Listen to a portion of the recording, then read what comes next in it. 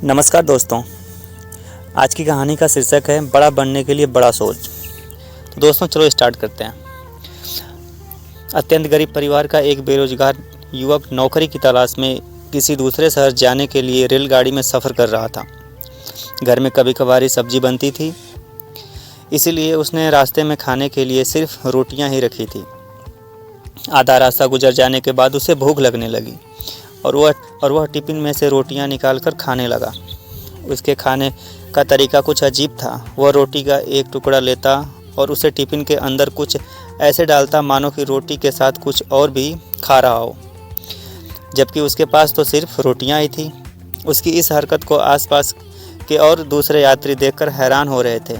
वह युवक हर बार रोटी का एक टुकड़ा लेता और झूठ-मूठ का टिफ़िन में डालता और खाता। सभी सोच रहे थे कि आखिर वह युवक ऐसा क्यों कर रहा था। आखिरकार एक व्यक्ति से रहा नहीं गया और उसने उससे पूछ ही लिया कि भैया, तुम ऐसा क्यों कर रहे हो? तुम्हारे पास सब्जी तो है ही नहीं, फिर रोटी के टुकड़े को हर बार खाली टिफ़िन में डालकर ऐसे खा रहे हो मानो उसमें सब्जी हो। तब उस युवक ने जवाब दिया, भैया, इस खाली ढक्कन में सब्जी नहीं है, लेकिन मैं अपने मन में यह सोच कर खा रहा हूँ कि इसमें बहुत सारा अचार है। मैं अचार के साथ रोटी खा रहा हूँ। फिर व्यक्ति ने पूछा, खाली ढक्कन में अचार सोचकर सूखी रोटी खा रहे हो, तो क्या तुम्हें अचार का स्वाद आ रहा है? हाँ, बिल्कुल आ रहा है। मैं रोटी के साथ अचार सोच कर खा रहा हूँ और मुझे बहुत अच्छा भी लग रहा है, युवक ने जवाब दिया। उसके इस बात को आसपास के यात्रियों ने भी सुना और उन्हीं में से एक व्यक्ति बोला, जब सोचना ही था तो तुम अचार की जगह पर मटर पनीर सोचते, शाही भोग सोचते, तुम्हें इनका स्वाद मिल जाता।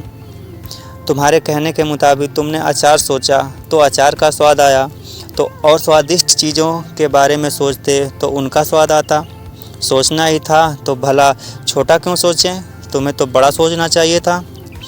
मित्रों, इस कहानी से हमें यही शिक्षा मिलती है कि जैसा सोचोगे वैसा पाओगे। छोटी सोच होगी तो छोटा मिलेगा, बड़ी सोच होगी तो बड़ा मिलेगा।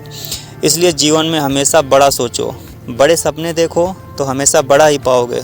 छोटी सोच में भी उतनी ही ऊर्जा और समय खपत होगी जितनी बड़ी सोच में। इसलिए जब सोचना ही है तो हमेशा बड़ा सोचो। Thank you.